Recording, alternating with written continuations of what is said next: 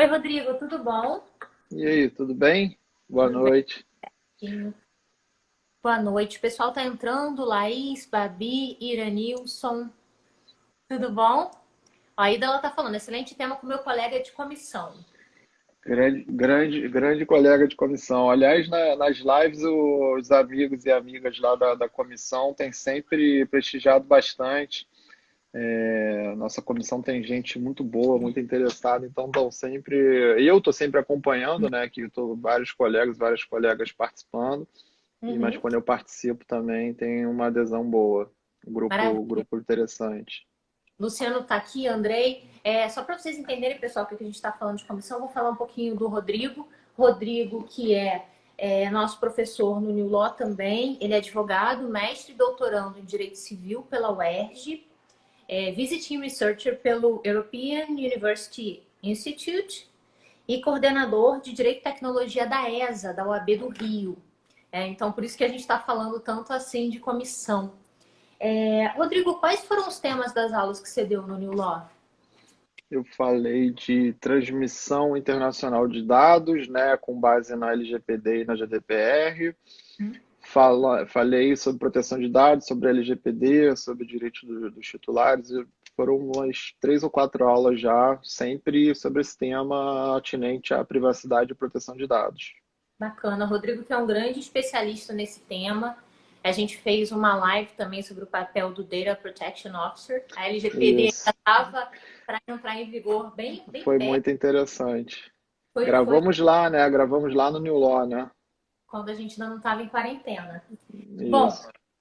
Bom, pessoal, então a gente tem essa live que a gente falou sobre o papel do DPO. É uma live que está até no meu perfil, se vocês quiserem assistir. E depois que a gente teve esse nosso último encontro, algumas coisas aconteceram, né? A primeira delas, a LGPD, teve a sua vacácio estendida para algumas partes. Acho que a gente pode falar sobre isso rapidamente. Uhum. Também a gente começou a viver essa situação de pandemia. E uma das primeiras respostas à pandemia que a gente vê no mundo inteiro e no Brasil foi o recurso ao online. Né? Então, para que a gente possa continuar a trabalhar, muita gente agora passou a usar a plataforma para trabalhar, as crianças estão usando para estudar, o consumo agora está sendo um consumo muito mais à distância, também online. E foi por isso que a gente marcou essa live, por isso que o tema da nossa live de hoje é justamente referente às questões da proteção de dados, a proteção. Eu vi alguém falando aqui, o conteúdo está sensacional, desconcentrei. Então, a nossa live de hoje é para a gente falar sobre as implicações relativas à proteção de dados no que tange a essas plataformas e aos dados que estão sendo colhidos de forma muito mais intensa, não é, Rodrigo? Uhum. Hoje com a pandemia, né, o mundo inteiro foi forçado, querendo ou não, para as plataformas online, né? Então, a gente tem um período, a tecnologia como um todo, não só proteção de dados. Na minha ótica, a gente tem uma fase pré-pandemia e fase durante, evidentemente, mas vai haver uma fase pós-pandemia que as coisas nunca mais serão as mesmas. E por que que eu estou falando isso?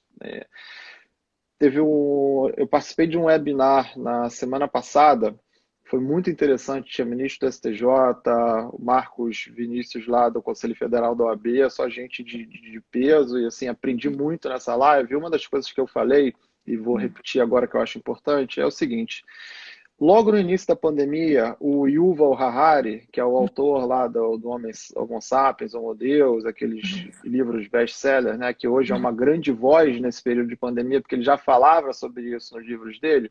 O Yuval publicou um artigo falando que na Universidade de Tel Aviv, onde ele é professor titular, sempre houve projeto para levar as aulas para plataformas de EAD, né, ensino à distância, fazer as coisas mais pela internet, nunca abandonando, evidentemente, o ensino físico, né, a presença física do aluno-professor, mas complementando e abrindo novos leques, como é uma grande tendência mundial. Uhum. E ele falava, olha, sempre adiavam, nunca ia para frente, sempre esbarrava numa burocracia, num custo. Veio a pandemia, todo mundo em casa, e em uma semana a faculdade inteira estava online no EAD.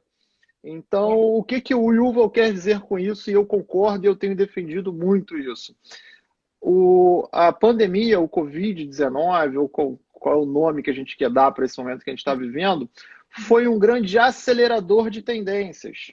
Tá? Então, essa migração forçada para as plataformas online, seja para relações de trabalho também, que também é um pouco do tema de hoje, seja para relações de consumo, seja para ensino à distância, né? Como você muito bem colocou, as crianças e os universitários, todo mundo está tendo obrigatoriamente que ter aula online, senão não tem aula.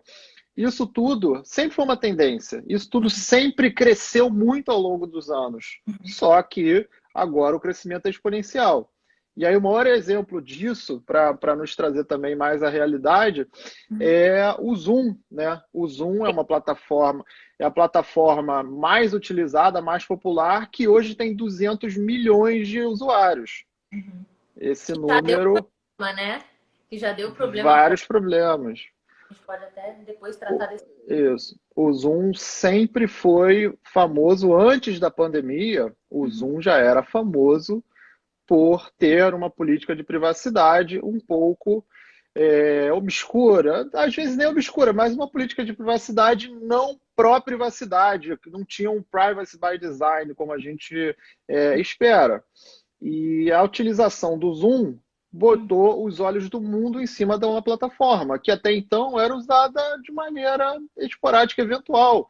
Ontem eu estava vendo uma reportagem na televisão com a ministra Carmen Lúcia falando com o logomarca do Zoom na televisão, ou seja, aquilo foi captado de um encontro ou uma sessão, não sei nem se era sessão de julgamento do STF, mas enfim, a ministra Carmen Lúcia, que é uma ministra de uma Suprema Corte, falou usando a plataforma.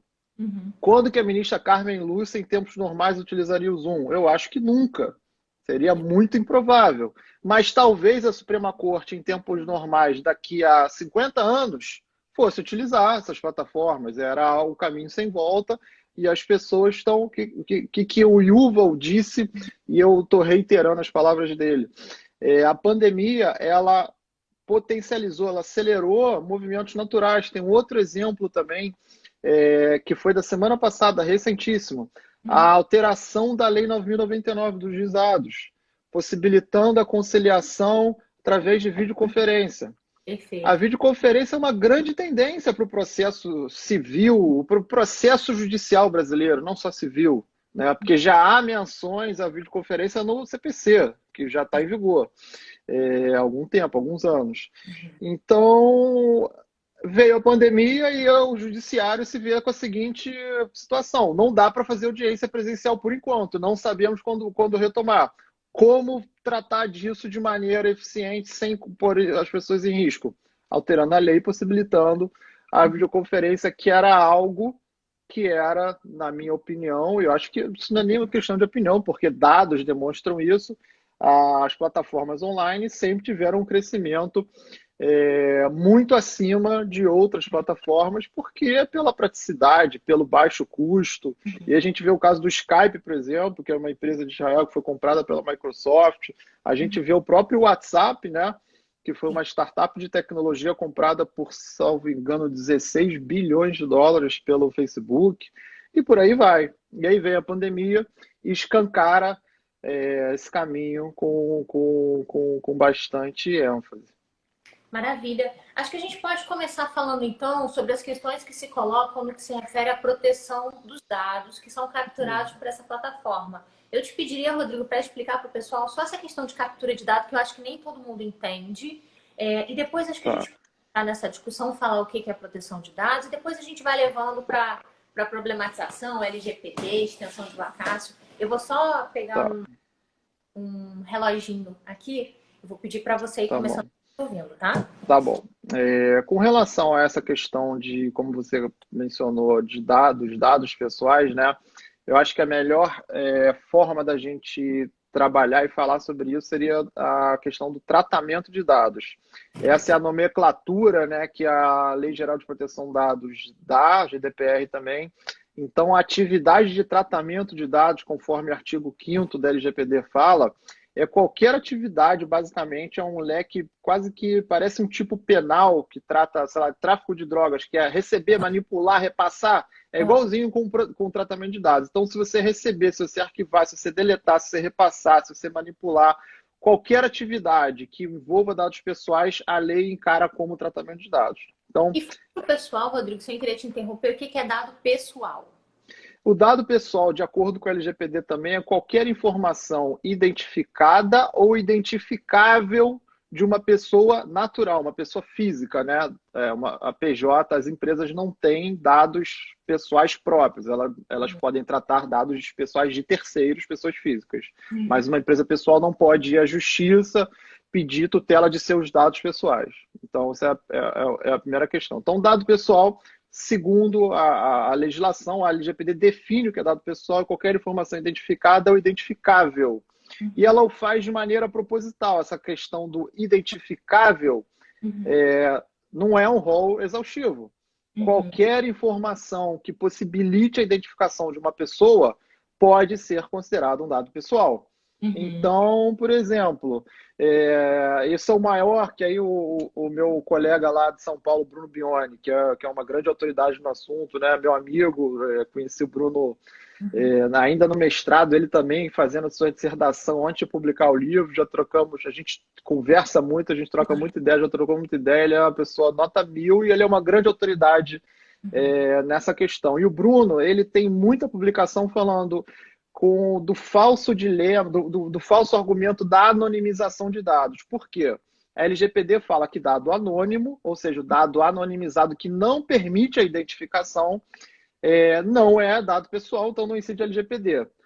E a gente percebe, tem vários casos concretos, aí vários exemplos, e até agora durante a pandemia, que bancos de dados supostamente anonimizados, com uma técnica simples, você consegue desanonimizar aquela informação e identificar pessoas. E aí, para o pessoal conseguir entender com um argumento muito simples. Agora, durante a pandemia, as operadoras de telefonia celular estão compartilhando informações com prefeitura, governo federal, estadual e por aí vai.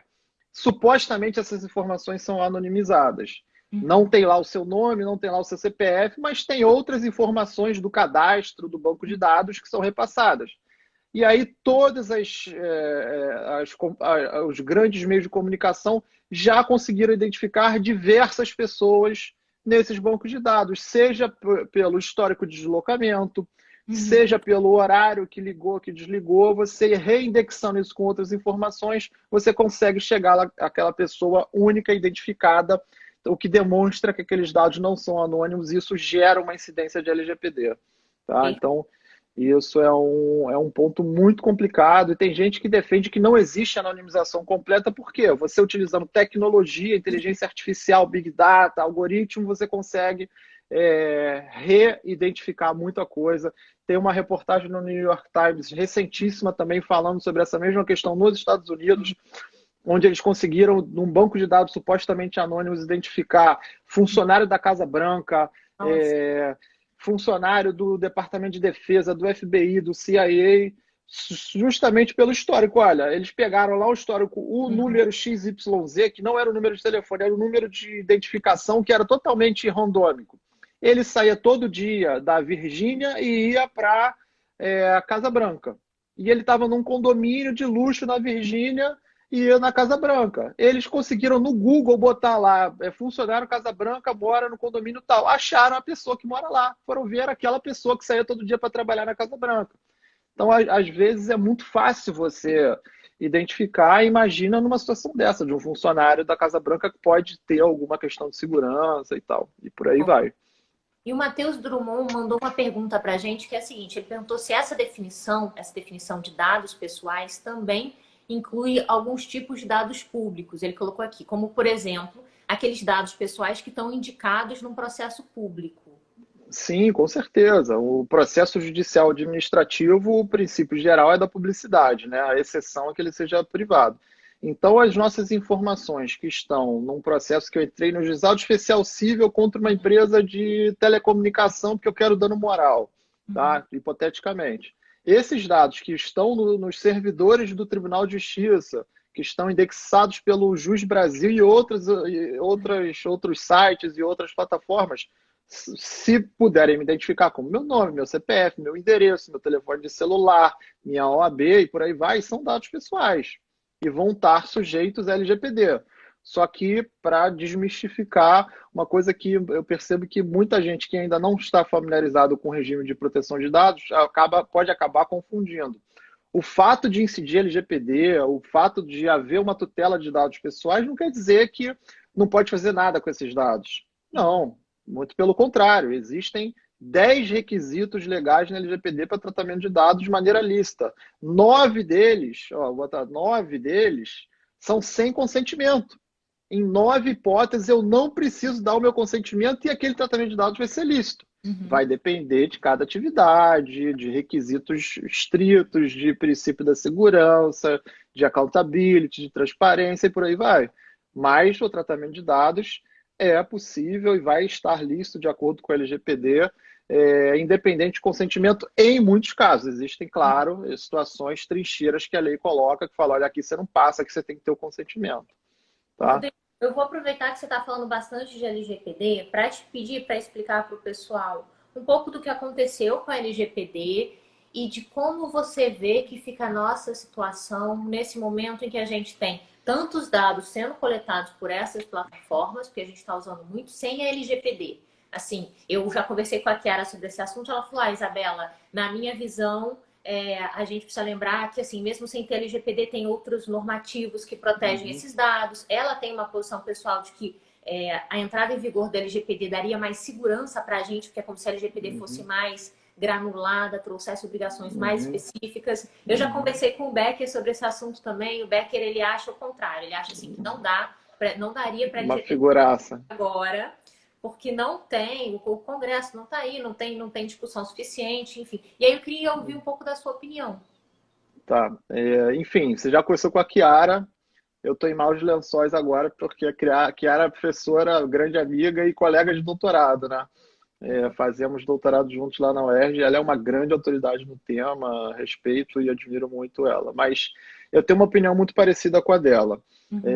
Inclusive, escrevi 2 artigos que foram publicados recentemente, um no Jota e outro no Valor Econômico, sobre a minha posição com relação ao adiamento da LGPD. Então, vou tentar responder a sua pergunta, porque é muita informação e vou fazer um esforço para tentar ser claro, objetivo e conciso.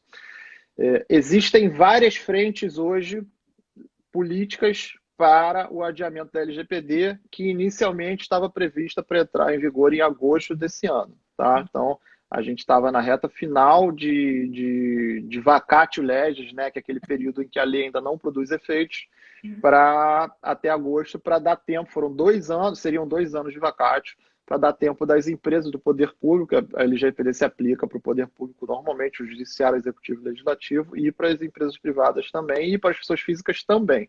Tá? Só um parênteses, ninguém se preparou para isso, né? Nem o setor privado, nem o setor público foi isso. Um nível bem residual, a maioria, com certeza, ainda não estava preparada, porque é uma mudança cultural, né? Uma mudança muito profunda. Mas, enfim, existem várias frentes políticas para o adiamento da LGPD desde que estourou essa questão da pandemia. As primeiras que surgiram foram através de iniciativas de projetos de lei. Começou lá no Senado, um projeto de lei, acabou sendo aprovado o PLS, que é o projeto de lei substitutivo da senadora Simone Tebet, que postergou o vacatio legis da LPD para 2021. Tá? Início do ano que vem, ou seja, seriam 6 meses. Tá? Esse projeto passou no Senado e foi enviado para a Câmara dos Deputados. Tá?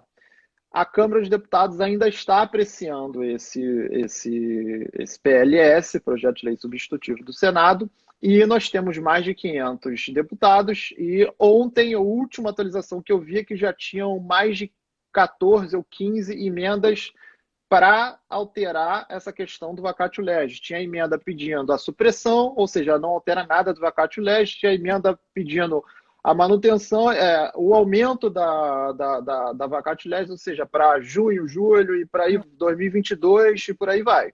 Uma série de emendas, isso ainda vai ser deliberado pelo Congresso, pela Câmara dos Deputados, e vai ser promulgado ou não, ninguém sabe. Logo depois disso, paralelamente, a gente foi surpreendido na semana passada com uma medida provisória cujo título era postergar, fornecer benefício para a população, benefício emergencial, esse que está sendo pago pela Caixa, né?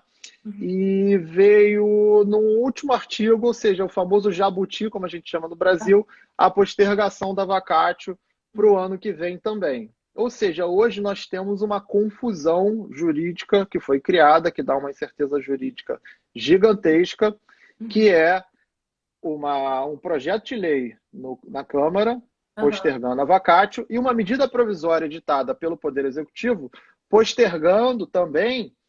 E só que essa medida provisória ela tem que ser ratificada pelo Congresso.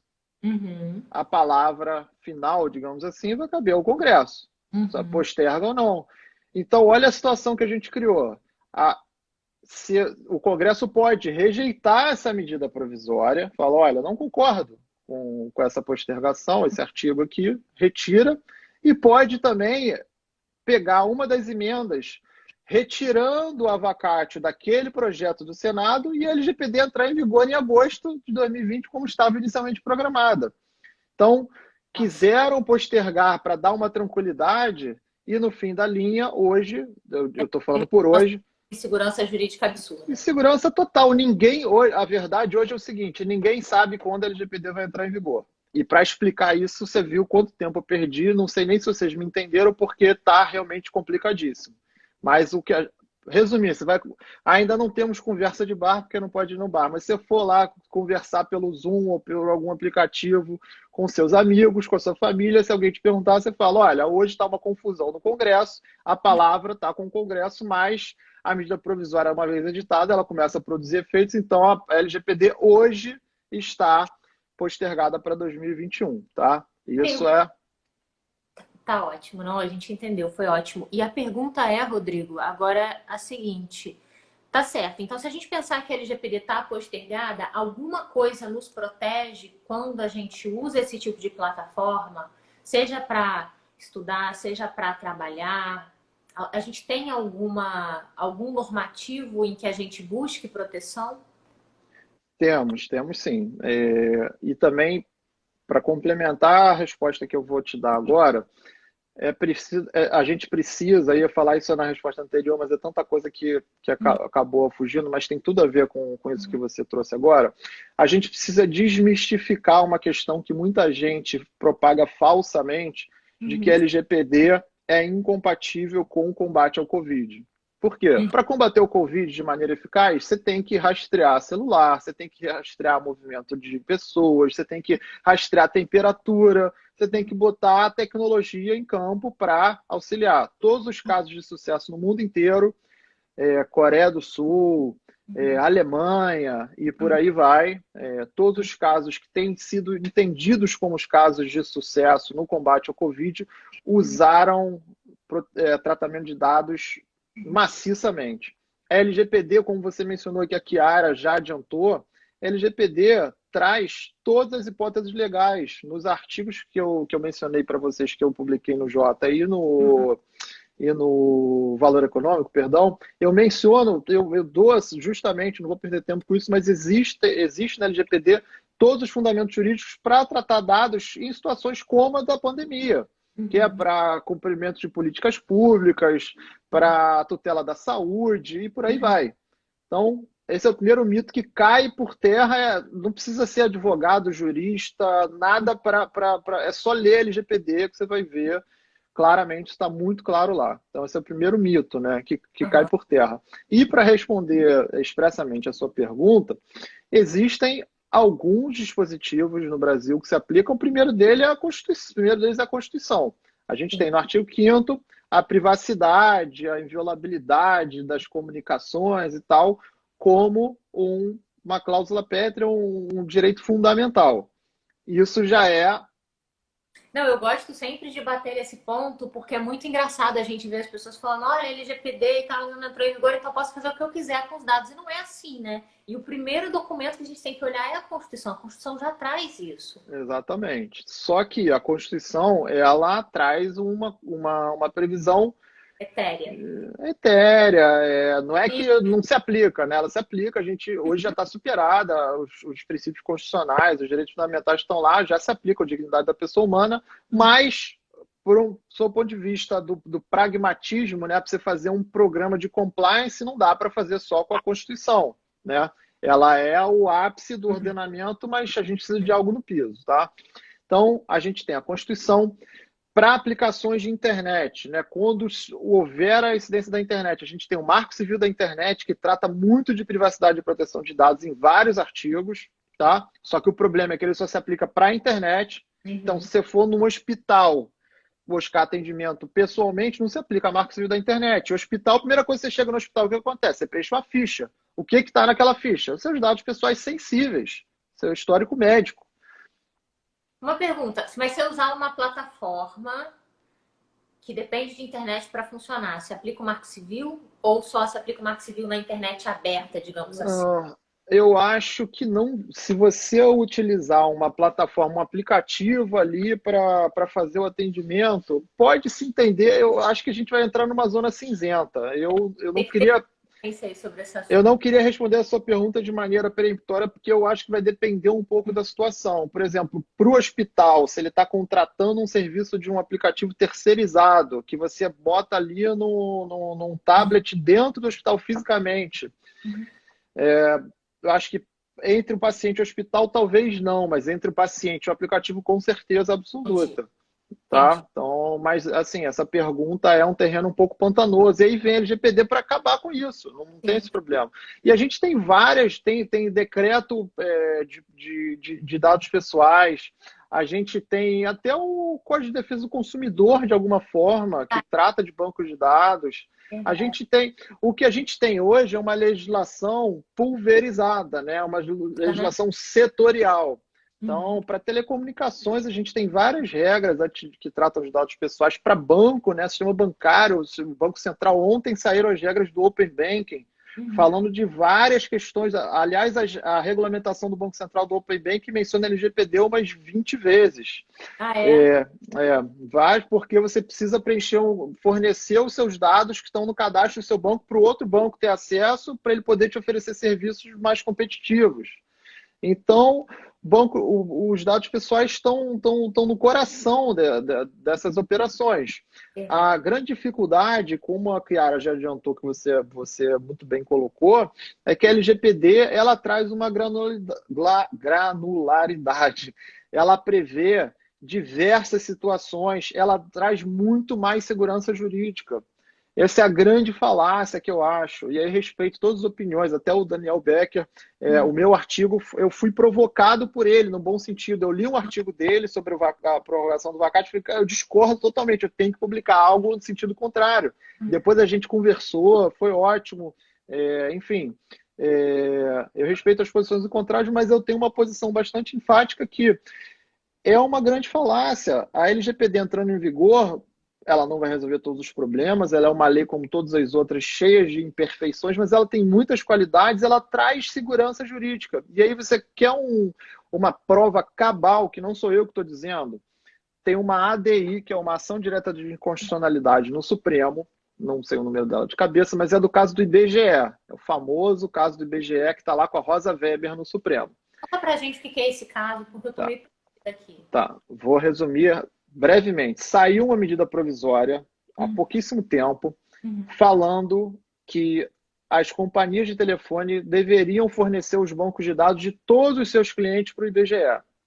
Para o IBGE fazer uma pesquisa, um censo, com base nessas informações. E uma medida provisória de uma página, extremamente simples. O resumo era: passe as informações para o IBGE para ele fazer o censo. Vieram várias instituições, partido político e por aí vai, intitulados lá na Constituição, com legitimidade ativa, e promoveram, acho que foram 3 ou 5 ADIs contra a SMP, falando, olha, eles vão passar os dados pessoais de centenas de milhões de pessoas, porque a nossa população é muito grande, o cadastro de celular hoje é quase que horizontal, quase que homogêneo, é quase que onipresente, todo mundo tem, Uhum. né? E essa MP é uma MP muito curta para tratar de um assunto extremamente arriscado. Então, cadê a segurança das informações? Cadê a transparência? Cadê a finalidade? Cadê a responsabilização? Cadê a prestação de contas? Cadê a minimização? Tudo isso que foi alegado está na LGPD. A Verdade. LGPD traz regras claras de como se tratar dados com base em todos esses princípios que eu falei. Vem a ministra Rosa Weber, é sorteada a relatora dessa ADI, ela dá uma liminar, decisão monocrática, suspendendo os efeitos dessa MP até que o plenário se manifeste e quem tiver quem quiser, tiver curiosidade depois de ler essa decisão que está na internet pública, ela dá um recado para o governo federal falando o seguinte: olha, realmente eu não tenho garantia nenhuma de transparência, de finalidade. Qual é a finalidade que você vai usar esses dados? Será que é só para censo mesmo? Será que você não vai pegar isso depois na próxima eleição, vai mandar SMS para o Nossa, governo? Ou oposição, isso pode cair em mãos erradas. Eu não tô apontando o dedo para o governo, não. Estou falando de uma questão bem abrangente. Será que você não vai mandar SMS para a população com campanha publicitária, campanha político-partidária? Cadê a segurança? Se vazar dados, quem vai responder? Cadê um comitê montado aqui para garantir a segurança das informações? E ela dá um recado, tem um parágrafo da decisão dela que fala: se a LGPD já estivesse em vigor, a gente teria muito problema, porque isso seria norma de ordem pública, o governo teria que seguir essas regras todas, sob pena de responder por improbidade administrativa e por aí vai. Hoje a gente não tem, então a gente às vezes fica num limbo. Então, por isso, existe um perigo em mora e um risco de dano grande para a população brasileira, e eu vou deferir a liminar e suspender a eficácia da MP. Então veja o dano que a ausência da LGPD traz. Talvez essa ADI fosse julgada improcedente, talvez essa liminar fosse: olha, não vou dar liminar porque a gente já tem a LGPD. Calma aí, vocês estão muito apressadinhos. Mas não foi o que aconteceu e está lá na decisão da ministra, que vai ser ou não referendada pelo plenário, né? Parece que vai a julgamento nos próximos dias, já está pautada, se eu não me engano. Então, enfim, eu acho que a gente tem dezenas de argumentos para falar que a LGPD é algo muito importante para dar segurança jurídica, para evitar litigiosidade, para garantir os valores da nossa própria democracia, porque proteção de dados tem tudo a ver com um projeto existencial da pessoa, né? A chamada autodeterminação informativa. O que eu vou fazer com os meus dados? Eu quero ser uma pessoa livre aberto, tá tudo certo. Você pode ser uma pessoa livre aberta, você pode compartilhar tudo da sua vida. Mas depois que eu decidi ser livre aberto, depois de alguns anos, meses ou dias, eu voltei atrás. Olha, não, agora o meu projeto de vida é ser uma pessoa livre fechado. Então eu não, posso retomar. outras coisas também, né? A gente está falando de dados de adultos, mas também tem muitas plataformas que colhem dados de criança. A criança não tem nem autodeterminação para resolver Exatamente. o que ela não quer. E eu achei muito interessante essa sua fala da Carmen Lúcia, dessa situação que a Carmen julgou, está julgando, porque Da ela Rosa Weber. desculpa, da Rosa. Ela mostra um pouco como a LGPD é uma questão, como a LGPD, como a questão da proteção de dados é uma questão ubíqua, ela está em todos os ambientes, ela está no público, ela está no privado. Em pouco tempo, eu acho que agora já está difícil, né? Mas vai ser muito difícil trabalhar com direito sem ter conhecimento sobre proteção de dados em qualquer das áreas. Na área trabalhista, na área civil, na área criminal. Até por isso a gente tem um curso de proteção de dados em todas as nossas linhas de pós, que a gente acha que esse advogado moderno ele precisa entender de proteção de dados. Tem que entender. A forma como as coisas é feita atualmente depende sim do tratamento de dados. Quando não depende do tratamento, depende da colheita dos dados, você tem que se preocupar em proteger esses dados, enfim. Então, acho que esse é realmente um dos temas mais fundamentais e mais ubíquos mesmo para todos os ramos do direito. E para complementar o que você falou e para demonstrar também de maneira muito clara e efetiva isso, existe uma PEC, uma proposta de emenda constitucional número 17, que está em tramitação no Congresso, para alterar o artigo 5º e inserir proteção de dados como um dos direitos fundamentais. Verdade. Então, e já passou, essa PEC teve audiências públicas recentes na Câmara dos Deputados. Tive o privilégio, a honra de contribuir lá nas audiências, conseguir contribuir academicamente, né, com sugestões, com tudo. E estava avançando bastante agora, não está muito como prioridade no momento, mas tem grande chance de passar essa PEC 17. Eu acho que passa fácil, ainda mais depois desse momento que a gente está vivendo, que agora todo mundo teve que parar para olhar para essa situação, eu acho que isso vai passar fácil. E o assunto proteção de dados está em enorme evidência agora, porque, como eu falei, o combate à Covid é fundamental o tratamento de dados. E aí dá alguns exemplos internacionais que demonstram bastante isso também. Em Israel, logo no início, aliás, Israel é um grande caso de sucesso, né, mundial, está sendo bastante elogiado, inclusive anunciaram que recentemente vão reabrir gradualmente, né, as coisas, a economia e tudo. O primeiro-ministro de Israel, quando começou a pandemia, ele pediu autorização para o parlamento para utilizar uma tecnologia israelense que eles usam para monitorar terrorista. Caramba. E eles queriam utilizar esse algoritmo para monitorar a população generalizada por causa do Covid. O parlamento negou a autorização e o Netanyahu bancou e deu uma canetada e começou a usar. A Suprema Corte de Israel recentemente declarou inconstitucional essa medida dele e ainda não sei quais foram as consequências práticas disso. E é interessante também esse exemplo que você deu, porque aí a gente cai numa outra questão que em que momento a gente está tratando os dados para a saúde, para a segurança, em que momentos a gente cai numa hipervigilância, né? Porque Exatamente. daí, quando a gente começa a usar essas ferramentas de tratamento de dados, de coleta de dados, se a gente não tomar cuidado, a gente pode cair no autoritarismo do governo. Então a gente fica sempre um pouco assim, né?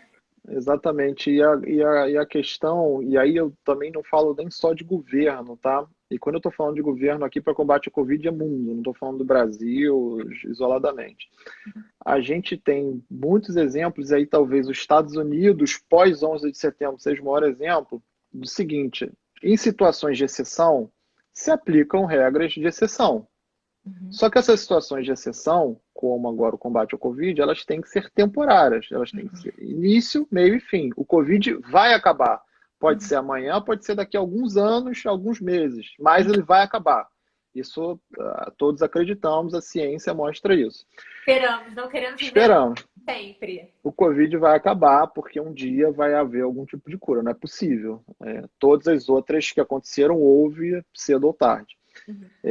E aí, por que eu fiz o paralelo com o 11 de setembro? Quando os Estados Unidos foi vítima, né, os americanos foram vítimas do ataque terrorista, vários direitos civis foram quase que suspensos. Houve uma grande reforma legislativa judiciária, tem lá as cortes FISA, que eles chamam, que é um fast track para obter mandado judicial contra terrorista e tal. E a justificativa era: precisamos disso temporariamente, porque para correr atrás dos terroristas e para combater eu preciso de medidas que a lei atual não dá certo. Então, abaixa a guarda, deixa acontecer, depois volta. O que aconteceu depois nos Estados Unidos? Abaixa, continua a guarda. Por quê? Quem consegue aquele poder não vai querer abrir mão depois. Com certeza. E aí a gente agora, lidando com banco de dados para tratamento de dados, pensa o IBGE receber os dados de quase toda a população brasileira assim, num clique, né? Não precisa mandar o censo, não precisa ligar para a casa das pessoas, não precisa bater na porta das pessoas, está lá num clique. Será que depois eles vão deletar esse banco de dados? Será que a tentação é muito grande? E é para as empresas também. Eu não estou adotando aqui nenhuma postura de centro-direita ou esquerda. É uma questão de natureza humana, né? Então, será que essas medidas vão ser temporárias? Será que a gente vai rastrear a população? Tudo bem, eu estou rastreando hoje para combater o coronavírus. Será que amanhã as prefeituras, aí eu digo aqui do Rio de Janeiro, que está compartilhando. Aliás, eu vi um outdoor na rua no domingo falando: Nível de isolamento em Copacabana hoje está 80 e tantos por cento, que tava frio, não sei o quê, e um sorrisinho, né, um emoticon. Será que Aham. isso depois, será que isso depois vai acabar? Porque aí os governantes, as empresas vão ter uma justificativa muito interessante que vai convencer muita gente. Sim, Ah, mas pode vir uma próxima. o medo é a melhor Eu tenho que justificativa. estar preparado. E aí, tudo isso que foi temporário vira eterno. Essa que é a questão. Não, eu queria aproveitar muito isso que você falou sobre usar esses dados, sobre depois poder usar esses dados de outra forma, para a gente introduzir o nosso próximo assunto, que é a questão da segurança dos dados. Porque uma outra coisa que pode acontecer é um vazamento, né? Uma coisa não Uhum. intencional, mas que vaze e outras pessoas se aproveitem desses dados. Eu me lembro, na época que eu fazia faculdade, eu fazia estágio no MPF lá no centro do Rio, e naquela época já tinha um pessoal dos camelôs que vendiam CDs com as nossas informações de imposto de renda.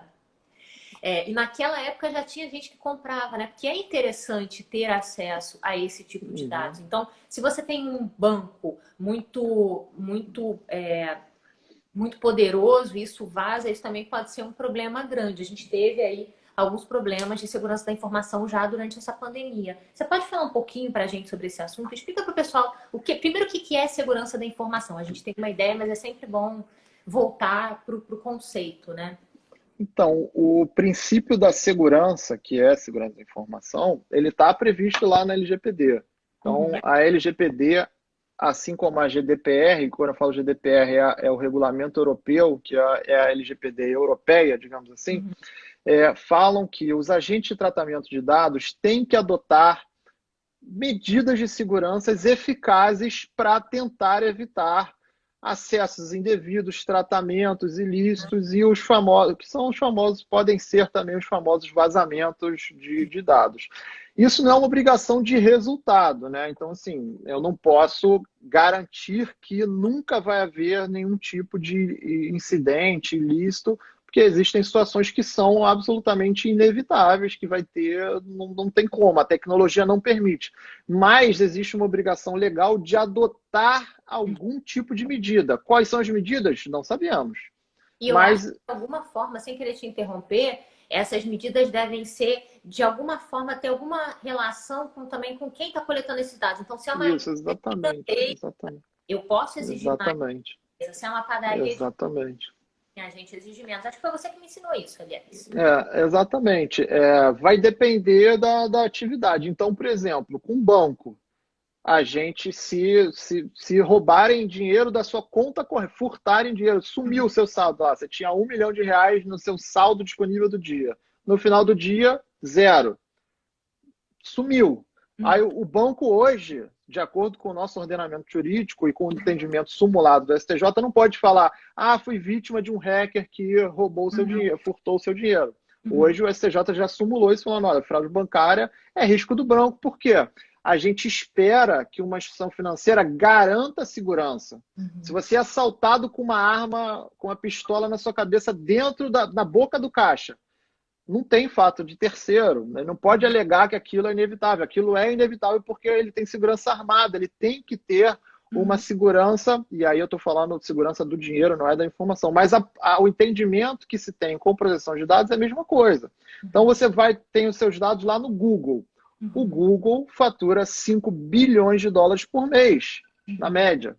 Então Uhum. você espera que o Google invista milhões diários ou mensais ou Uhum. anuais no melhor software que existe. Aliás, que ele até desenvolva o melhor software, dá o seu jeito, mas assim, você manipula a informação de quase população mundial, você ganha muito dinheiro com isso, é, absolutamente correto, legal ganhar dinheiro, ninguém é contra ganhar dinheiro, pelo contrário, é muito bom. A gente vive numa sociedade capitalista, mas existe uma contrapartida, você tem que ter algum tipo de segurança elevado.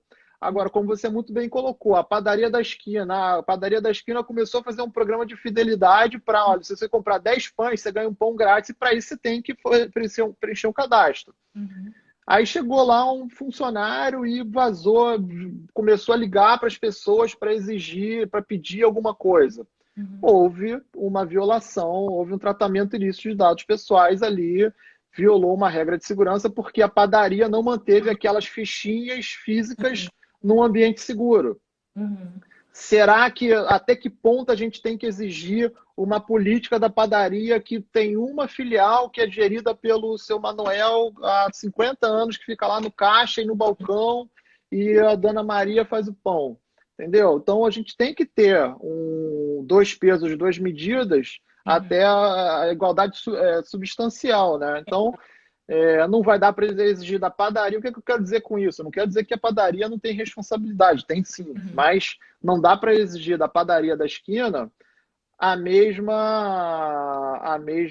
segurança que a gente vai exigir do Google, do Facebook, de um banco, de uma grande empresa de segurança, de tecnologia, e por aí vai. Então, para resumir, para concluir, Uhum. segurança da informação é o dever que a gente tem hoje na LGPD, que ainda não está em vigor, vamos Uhum. repetir, né? De manter um ambiente minimamente seguro. E aí a gente tem questões óbvias. Por exemplo, ter um antivírus nos terminais dos funcionários, ter software legítimo, não botar software pirata, que fica vulnerável, o sistema estar sempre atualizado, Uhum. treinamento dos funcionários para que eles não cometam deslizes básicos. A maioria dos incidentes, se você observar, é um deslize humano muito elementar, que uma questão simples. E aí também uma coisa que eu falo muito nas aulas, quando eu falo de princípio da segurança na LGPD, avisar o funcionário e treinar ele, isso precisa de treinamento mesmo. Olha, você vai ao banheiro, trava Uhum. o seu computador. Você Verdade.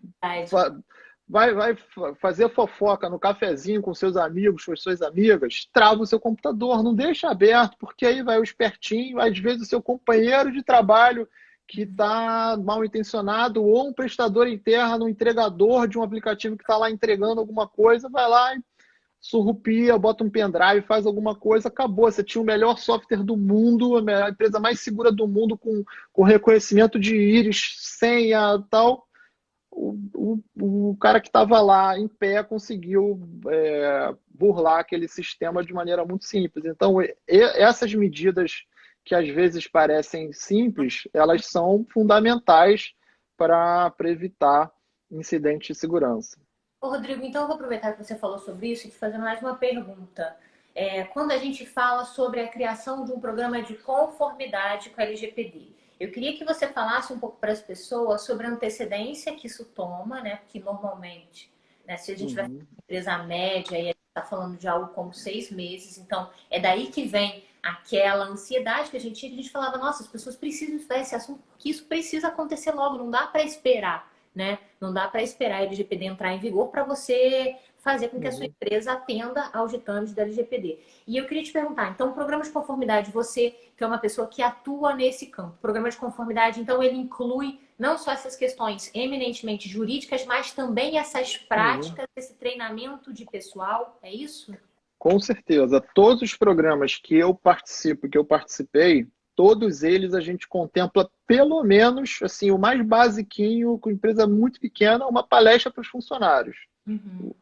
Isso é elementar. Se não fizer isso, o programa vai ter gap, vai ter falha estrutural, porque é uma mudança de cultura. Você tem que mudar a cultura da empresa. Não adianta você ficar falando juridiquês, falar lei, artigo tal. Isso esquece. Você vai falar isso internamente no seu escritório, nos relatórios. Mas na prática, o programa ali, mão na massa, quando você vai falar com os funcionários, com a equipe, tem que ter treinamento constante. É fundamental isso. Se isso não fizer parte da etapa início, meio e fim, vai ser um programa muito bonito no papel, às vezes, e na prática nada funciona. Porque, e aí vou dar um exemplo prático aqui de uma empresa que eu atuei.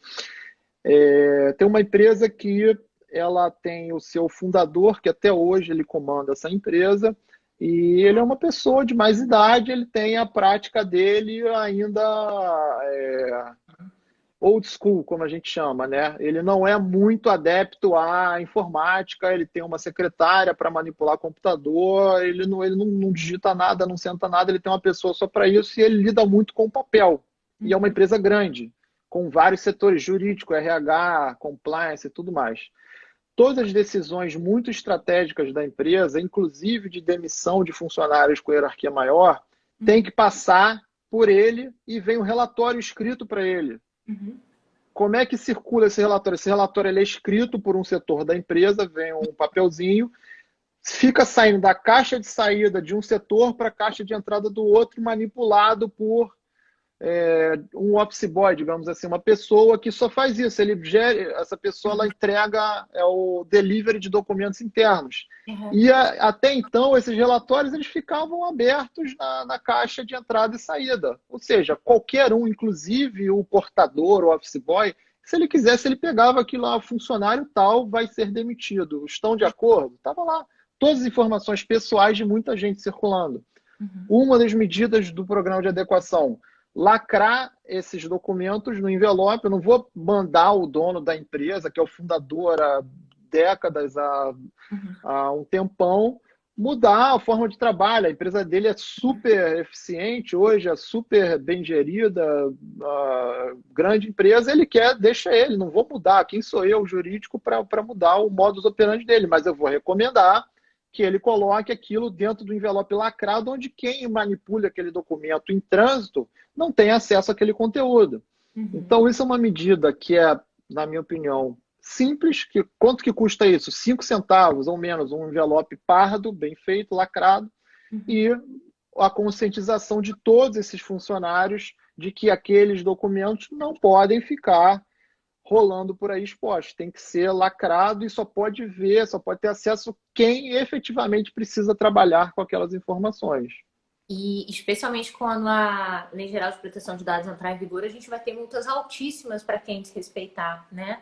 A multa pode chegar a 50 milhões de reais, né? O potencial de dano é gigantesco. Então, as empresas, desde as menores até as maiores, e dentro das suas possibilidades, necessariamente vão ter que se adequar. Nosso tempo está quase terminando, daqui a pouco o Instagram vai derrubar essa live. Eu queria te agradecer mais uma vez, acho que a gente deixou bem claro para todo mundo porque a questão da proteção de dados é importante, é uma questão importante para todos os advogados.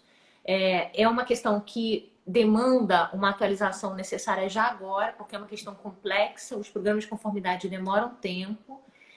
A gente está vendo aí nessa área uma oportunidade para aqueles advogados jovens que têm vontade de estudar, a gente vê como você está consolidado aí nesse campo.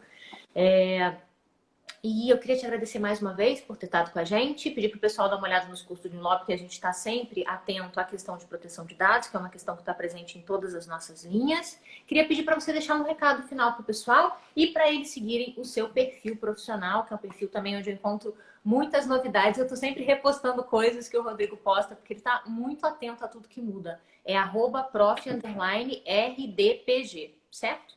Certo, certíssimo. Então.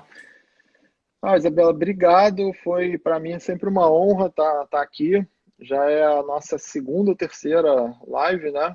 Verdade. E é sempre muito prazeroso para mim poder compartilhar algumas coisas, minhas opiniões e ouvir, sempre aprendendo bastante, né? E o recado que eu queria passar, eu acho que talvez o mais importante para mim no momento era romper, cair esse mito de que a LGPD é contrária ao tratamento de dados. E o exemplo mais claro disso é que na Europa a gente tem exemplos de sucesso e de derrota no combate ao Covid, e com a mesma lei se aplicando para todo mundo. A Alemanha tem GDPR, a Itália, a Espanha tem GDPR, Portugal tem GDPR. Portugal agora, há pouco tempo, está um dos melhores casos no mundo de combate ao Covid. Então, óbvio que não se resume ao tratamento de dados, né? Mas o tratamento de dados é uma das ferramentas muito eficazes. Então, é possível sim ter um combate eficaz à pandemia do coronavírus, respeitando liberdade, direito fundamental, privacidade e proteção de dados. E se alguém te falar que é incompatível, que a lei atrapalha, lembrem dessa live, pode mandar me procurar, que eu vou conseguir, pelo menos, expor alguns argumentos que eu acho que... e fundamentos jurídicos também, para fundamentar e para tranquilizar as pessoas de que isso é um mito urbano que eu acho que estão criando, que eu não concordo, e acho que a gente precisa falar bastante disso. Maravilha. Muito obrigada de novo. Boa noite para você, boa noite para todo mundo que acompanhou a gente. Boa noite. Tchau. Obrigada.